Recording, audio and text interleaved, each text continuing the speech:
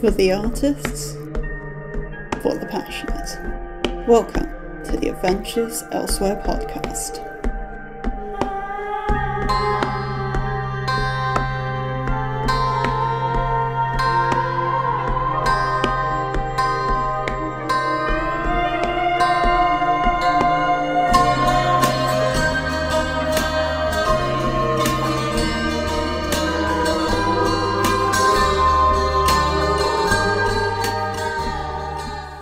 Alright, hello everyone and welcome back to the Adventures Elsewhere podcast, or welcome if it's your first time. I am your host, Jay Black, and today I'm doing a slightly different sort of episode. This one is at year's end. We've made it this far, and I think it's a good time to reflect on the year I've had. It's always something that sort of happens this time of year for me. And also think a little bit ahead to 2024, the things I'm planning. And this isn't just me as a writer, this is also things about art and just, being a human being and all of those sorts of things. So without further ado, I guess let's get into it and talk about a couple of things I've accomplished this year. And this is very much on the writing side of things, so I think the first and one, it feels like a lot longer than a year ago. Well, it wasn't even a year ago. I think it was probably about April time I finished the first draft of Snakebite, which is Hanzo's project in Undetermined Ones, a political thriller. It's my second one of those. And that marked the halfway point with drafting the Determined Ones. So, that was huge. It still feels a bit weird to say that in some ways, but at the same time it doesn't. I'm going to be honest, I'm a little disappointed I haven't finished another manuscript since then, although that's not really realistic with my drafting speed, but life did get in the way of that quite a lot, and I'll get onto that in a second. But yeah, being halfway with the Determined Ones is absolutely huge in terms of then taking my writing forward and actually properly being able to plan for things like release schedules and actually getting into publishing and all of those sorts of things. For me, in my brain, the roadblock was always, no, we need to be halfway first. We cannot do anything until we've drafted at least half of it, because I'm a slow drafter, is the deal. I've said it a good few times on this podcast. I take my time with drafting, and I'm, trying to speed up on all those things, but having the first draft be tidy, to me, is important, especially when you write it all longhand. If you're going to sink the time in to do it that way, it better be right as much as anything. But also, it saves a lot of time in edits, and I'm really quick at doing edits now. Getting halfway and actually feeling able to take next steps as a writer was huge. And that did come about really at somewhat of the perfect time with Spark Pit that was announced.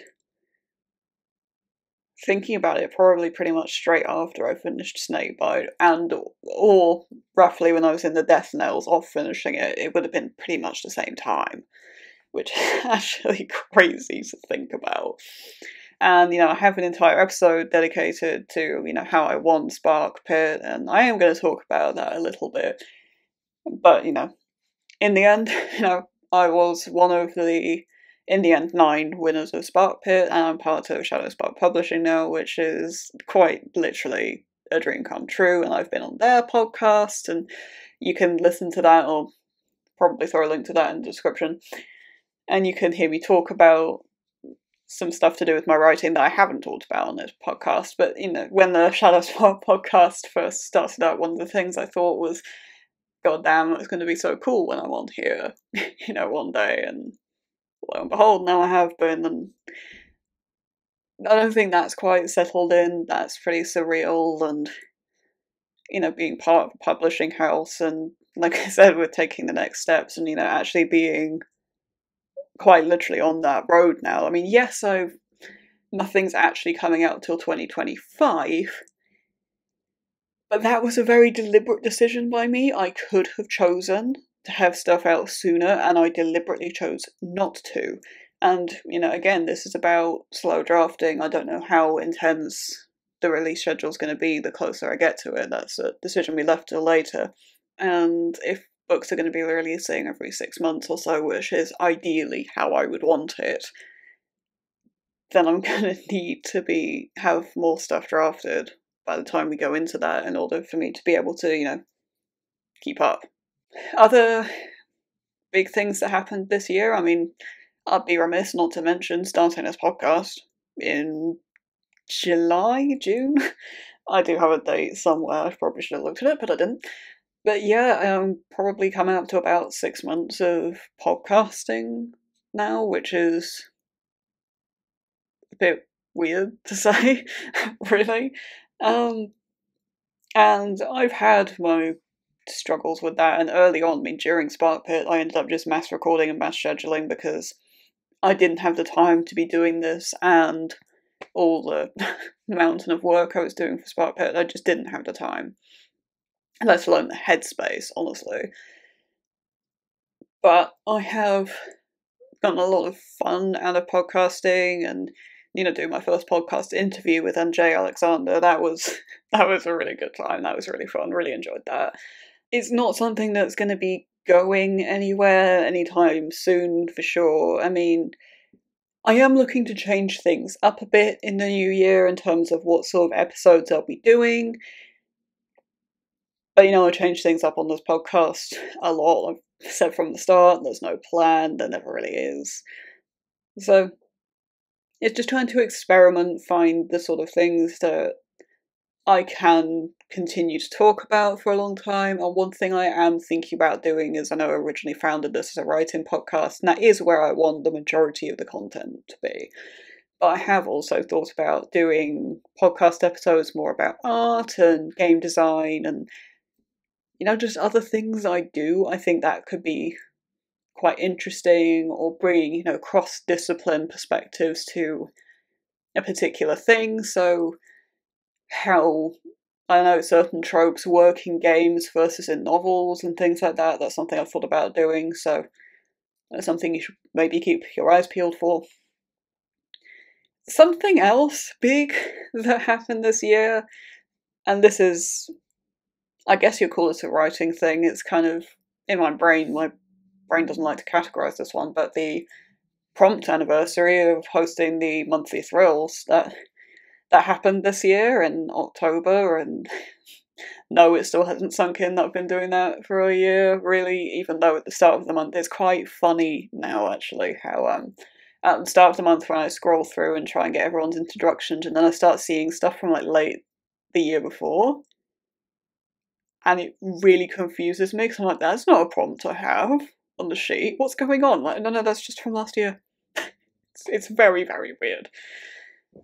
But yeah, the anniversary of Monthly Thrills happened, and the Thrills prompt changed a bit, and I was actually making prompt sheets for January and February the other day, and the anniversary month was just massive. Loads of people were doing that one, and it's going to vary a bit more month by month, I think, from now on, with the monthly themes and all that, and how some themes might attract certain people and not others, and it's fine, that's just part of it. It's always been a bit up and down, and times of year and all sorts of things. It's just, like I said in that episode about the anniversary of hosting prompts, I never expected anybody to really take part in them in the first place, and then on the anniversary month, it just suddenly blew up and got massive. It's never been my intention to compete with fantasy indies for the number of people doing the prompts.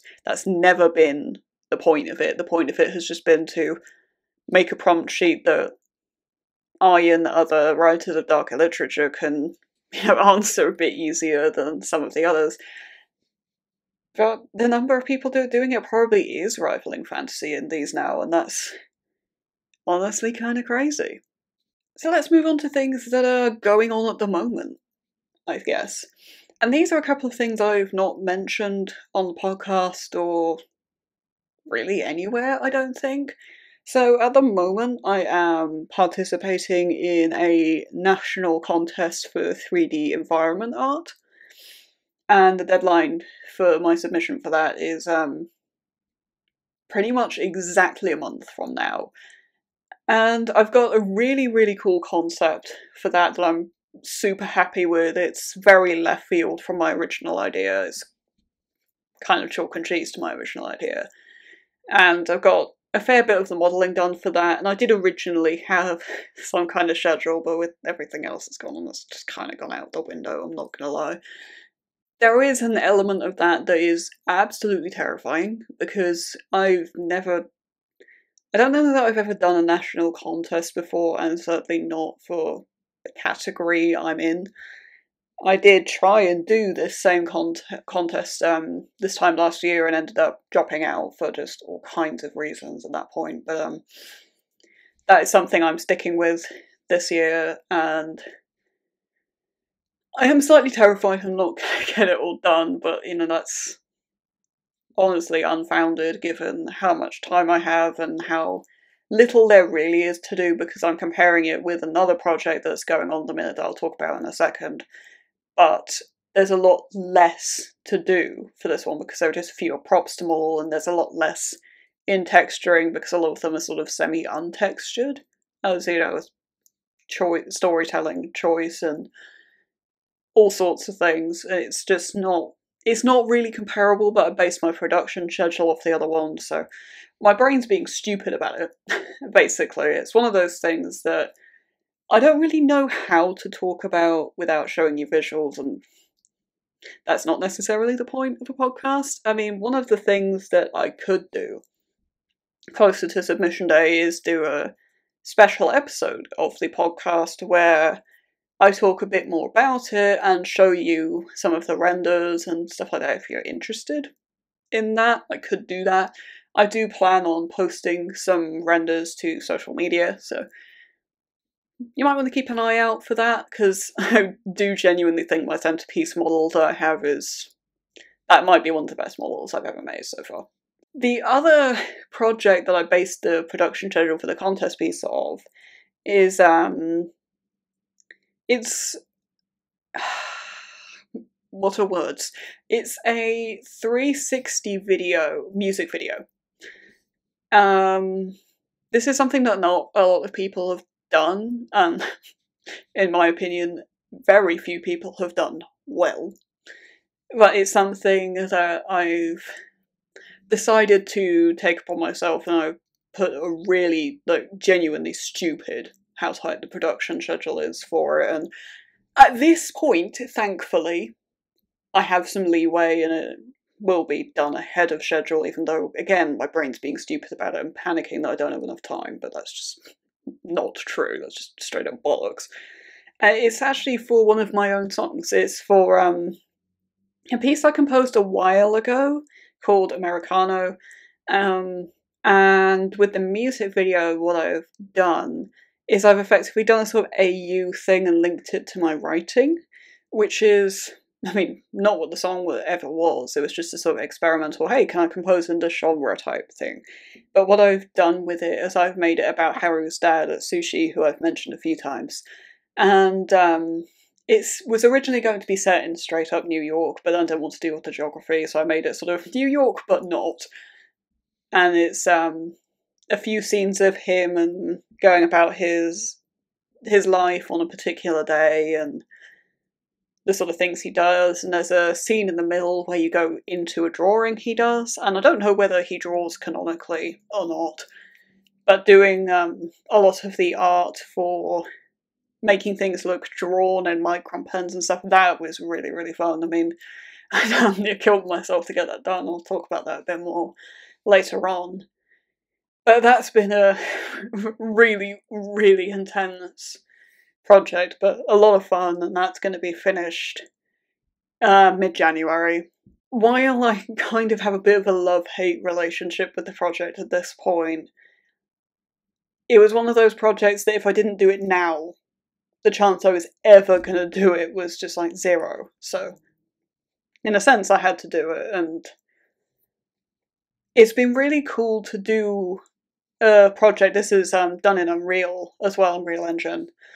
And because of how ambitious it was, and how you originally spec'd it, and have had to change it quite a lot since the original spec, trying to figure out how to do something like that, because obviously I've never worked with a 360 canvas like that before, and trying to get the storytelling and think about viewing zones in VR and how to draw attention to him as the main character without you feeling intrusive if you're sat right next to him all the time. And that's been really interesting to work on and build on technical knowledge about how to do things, even when it comes down to, you know, accounting for polycounts. And yes, Unreal kind of does its own thing with polycounts, but giving it a good basis as good practice as much as anything, and trying to paint texture maps and do human modelling and modular, and how to do character animation without doing rigging, because I don't know character rigging. Figuring all of that out and making it into a project that I'm genuinely really happy with how it's going at the moment. I mean, Atsushi's face texture map needs a couple of edits to it, but that's really minor and will take a subtotal of 2 seconds, so that's not too bad.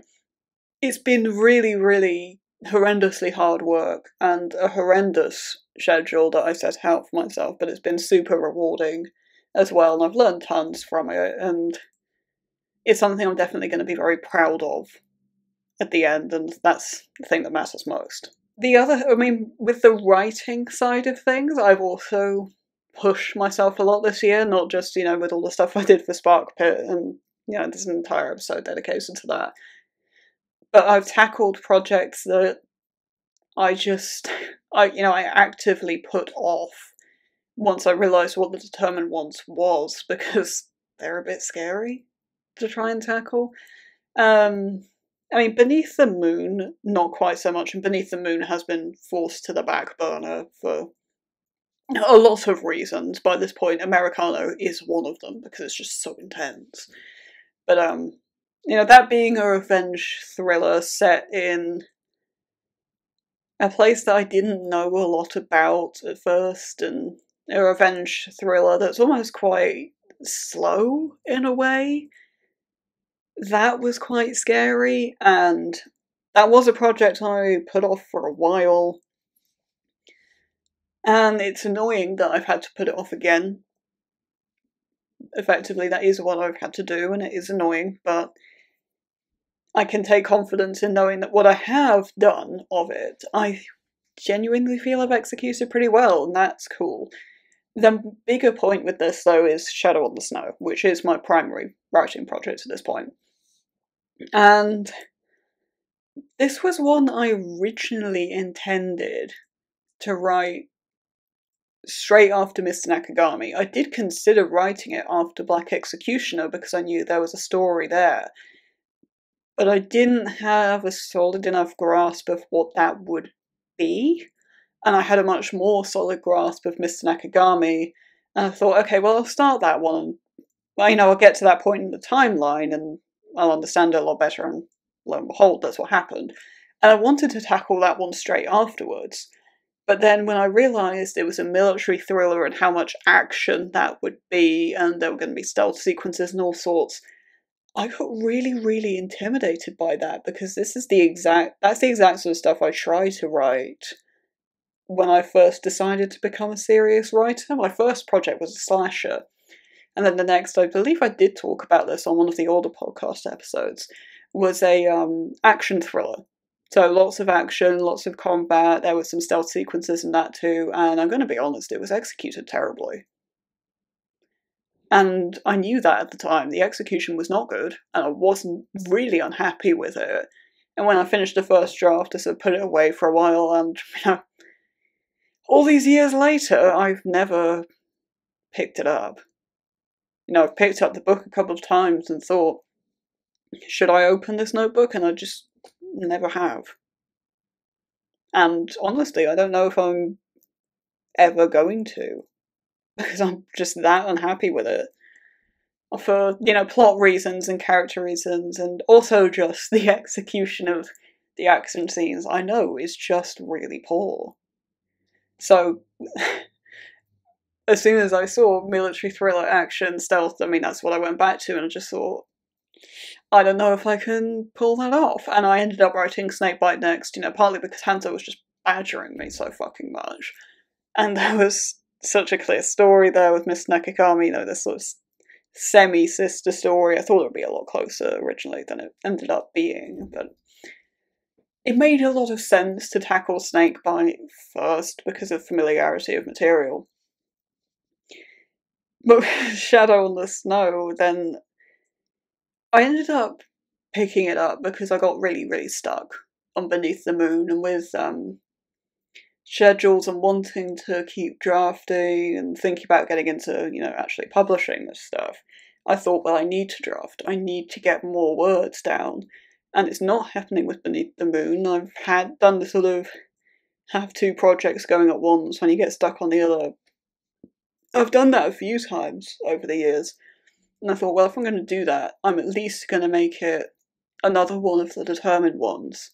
As Seen on Stage, I couldn't do, because I have to draft that one last, because it relies so much on everything else and knowing what's going on. So that left Shadow on the Snow and In the Eyes of the Desert, and doing what's effectively... I mean, with In the Eyes of the Desert, I'm genuinely not sure what genre that is. It potentially leans pretty close to espionage. But there are quite a few similar elements to Beneath the Moon in a lot of ways, and I thought, well, that's just not going to help. I need to do something different, so really, it ended up being Shadow on the Snow. That's just what happened. And I've drafted it so much quicker than I thought, because I'm at 30k, roughly. And it's by far the best action I've done first draft, but by miles and miles and miles. Way better than anything else I've done. And that's been really cool, actually, to just be able to do that and be happy with it. And I mean, obviously it's going to need edits and improvements and polish and all of that stuff that first draft need, but actually having a first draft of an action sequence that I'm happy with is something I've not had until now. And having first drafts of stealth sequences that I'm happy with is definitely not something I've had until now, and that's done a lot for my confidence as a writer and just feeling good about it. And that, I think, is something where experience has paid, and I might not have written a lot of action since those first projects, but writing other things and just transferable skills with description and making things take a bit longer, build things up, and dramatic tension, all of that experience, I think, has really paid into that. And experience paying is something I've just really noticed this year in particular. I mean, it's actually kind of a big year for that. It's 10 years this year that I've been doing graphic design. And I've really noticed that with something I can't talk about, but I was semi-commissioned to do a batch of graphic design work, and the speed at which I did it shocked me. I was like, okay, I can just push out 29 graphics in how little time? Exactly, I did 19 of them, 18, 19 in like a day. And granted, I made myself templates as I was going, and a lot of them used, the same template, but still, it was definitely one of those things where I really noticed a step, and using tools I hadn't really used before, and techniques that I had used before, but not in that sort of context, and that was really cool. And that is actually something, all of that graphic design work is something you will see very, very soon. So keep your eyes peeled for that. It's also been a big year for me with audio practicing as well, because I've been doing that in terms of songwriting, I've been doing that for 10 years, but in terms of audio practicing and audio workstations, I've been using Logic for 7 years now, Audacity for 10, Audacity, I don't know how to say it. I've been using that for 10. And again, I really feel that when it comes into, you know, doing bits of audio editing and convolution reverb. And one of the things I did very recently, actually, as in probably a month ago because my sense of time is whack, but I was composing this big electronica piece just for fun, honestly. And it was like intricate sound design and stuff, and it only took me like a couple of hours, and I was just thinking, doing something like that in 2 hours was something that would have been a pipe dream for me 10 years ago. And being able to do that, feeling that progress in such a potent way is something I've had in quite the same way until now. And it really does feel great. And a couple days ago, I think it might actually have been yesterday as of recording this episode, which is why it's not on the board. You know, I'll add it. I did a redraw of a piece of fan art for Nick Ripley's Project Suncloud. I did 2 years ago, just a smidge over, I did a drawing of his character Commander Lee. And he posts it every now and again as, look, I've got bits of fan art and it's mostly Commander Lee, lol. He posted it and I just thought, man, I need to redraw that. Because it's not, the original piece I don't think is that bad. It was one of my best at the time, for sure. But looking back at it, I just think, I'm so much better now. And I did a redraw in, again, probably just a couple of hours, and yes, I had better references. I will hold my hands up and say I have much better references this time. But the difference, putting them side by side again, was just like, damn, I've improved. And I feel like I improved during that piece as well with understanding of lighting, and that's one of the reasons I chose to do the lighting in that piece the way I did. Because I'm trying to understand bits of lighting a bit better. That's something I do feel the need to improve on as much as anything. And seeing how experience pays off with, okay, I just know how this bit of anatomy works, and I know how to draw, you know, a face from just a few landmarks, and that was really, really cool. And experience has also paid with managing my mental health this year, which has been a real challenge, with the amount of pressure I've faced since genuinely the start of the year with a project that went completely and utterly wrong in just about every way at the end of last year, and then trying to do what I could to rescue it at the beginning of the year, and it didn't go to plan, but whatever. And then straight after, having the group project from hell, and then Spark Pit, and then Americano. It's been a year of insane pressure, and it takes a toll, it does. But having had issues for a while, and I don't want to get into the details of that because it's my business, but having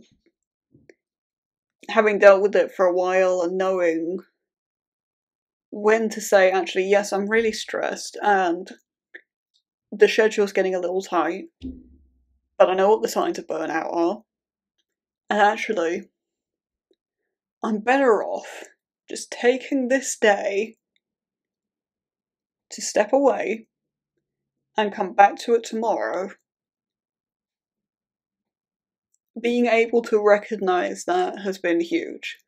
And just knowing, okay, today is just a day that this shit is not getting done. For whatever reason, it's just not happening today. So let's just not, and do it tomorrow. And lo and behold, things have actually gone a lot smoother because of that. And that's a lesson that I've really had to learn the hard way. But yeah, that's been something that's been really important for me in a year that has been a lot of overworking. And, you know, during the Spark Pit episode, I did talk about how long I spent doing line edits, how many fucking hours I put into it. And there was a day where I did 18 hours of line edits. And you can't just do that without it taking a toll. Like 18 hours pretty much straight, honestly, besides, eating. Yeah, it takes a toll, and with Americano as well, there were times where I worked, over 100-hour weeks. And, I'm not being funny about that. It was 7-day weeks, it was over 100 hours, and, I worked myself ill doing that. And that's how ridiculous it's been. And yes, I think I should have done things differently, but I don't know. I mean, it's done now. There's not much I can do about that. But again, I know a bit better how to manage my health and try and mitigate against some of that. And, in the semi-inevitable state where it does happen, because health things can be a bit unpredictable, I know how to manage that and what I should and shouldn't be doing. And all of that experience pays, and I'm hoping that next year I don't have to do that again. There is a point where I am going to be working a lot, and schedules and deadlines and things are going to get tight. But I'm hoping there's going to be a way in which I can manage things a bit better and not do that. It's something I'm increasingly conscious of. So, but yeah, I mean, it looks on the outside because, I try and keep my social media presence positive, because there's too much negativity on social media. I don't want to be that guy. I just want to be positive about a lot of things, and it has been a huge year for me in terms of getting halfway with the Determined Ones, getting a publishing deal, the dream publishing deal, genuinely, dream house, dream deal, absolutely, and tackling projects I've been scared to do, both as a writer and as an artist in other ways, and improvements, and doing national contests and all kinds of stuff. I mean, it's been huge, and there has been a lot of success. But that doesn't mean it's been easy. And that doesn't mean it's down to luck, because, I've had a fair few people say to me, oh, you get very lucky with a lot of this stuff. Well, yeah, it's because I work really bloody hard, and I work myself ill, and I've done it before, and, I have 100% confidence it will happen again, because it's kind of, to an extent, is what I'm like, is also what my health is like, and I can't see in the next, 50 years of my life it won't happen at least one more time. That just doesn't seem realistic to say. I want to be open about that in this episode. I want to be open about, yes, it's been a year of success, but there have also been hardships and ups and downs, and as much as anything, it's because I don't talk about it very much. I don't want to be the guy who effectively does pity posts on social media, because some people do. I'm not going to name names, we all know who they are. And it just gets wearing. I don't want to be that guy, but I do want, in an episode like this, where I'm reflecting and trying to be honest, to say, actually, yeah, there have been some moments that have been really, really hard. And moments where I didn't handle things well for myself, and I paid the price of that. And there are things I do wish I'd done differently, and I didn't need to work as hard as I did, necessarily, on that, that one research proposal that I did a 7-day week for, and had 80 odd references for. I just don't think I needed to do that, but it is what it is. And at the end of the day, dwelling on that too much isn't the right thing to do. You learn the lessons, you move on, and try not to do it again, but I know what I'm like, and we'll see what happens in the future. Some things that I do look forward to doing next year, I guess this is the 2024 goals portion of this, is I have a short that I've finished the first draft of now. I mean, it's novelette length. I'm not very good on all of that stuff, I'm going to be honest. It's nudging 15k. At the moment, the title is Count the Stars. I'm 100% sure that's going to stay at this point, because I like it. And this is something that next year, at some point, I don't know how much I'm allowed to say about this, but Count the Stars is something you will be able to read next year, and it's going to be cool to have my first proper publishing experience with that and learn the ropes of a few things. And a couple of days ago, actually, I was doing some concept art for the formatters, which I do not need to do yet, but I'm just excited about it, and I had some really cool ideas and art experimentation. It's been a year of experimentation with art, for sure, and I'm really excited to bring that to you and actually have you read something of mine that's a bit longer and get a bit more of her taste for what my writing's like. I think that's going to be really cool. And I'd like to, by this time next year, I'd like to be 3/4 of the way through drafting the Determined Ones. That's the big one. Ambitious, maybe, depending on exactly how next year goes. Next year is uncertain exactly how that's going to go. But finish drafting Shadow on the Snow by then? Yeah, absolutely. Not a question. I would also like to be done with Beneath the Moon by then. We'll see how that goes. I might be recording at year's end 24 saying I didn't manage it. I think it's probably 50-50. But we'll see. Shadow on the Snow has been a project I've drafted super fast, and I speed up towards the end, so you never know, it could happen. In terms of stuff besides writing, I don't talk much about my personal life, but one thing I am looking at doing next year is doing a master's or a PhD, any case, like some kind of postgraduate qualification. That's something that I think that's where my heart's set, really, for my personal life next year. And I'm sure a few of you are thinking, really, at this point, at this stage in your life, and like, yeah, I know I'm late to the party on that, but this is the right time for me. It's something that I have some, I think, really interesting ideas for that, and it would be cool to see those realised. And again, these are very, very rough concepts at this point, and I'm going to be talking with somebody in January about that and quite what that looks like, and I'm sure by the time I end up writing research proposals for it, I'll have, more ideas and things, because I can't stop. I was concepting things this morning. So, but yeah, that's what I'm looking at doing, and as always, I'm doing more art and improving with that and finishing a suite that I haven't worked on in a long time, and starting other art suites and all sorts of stuff, waiting for the art bug to bite a little bit on that one.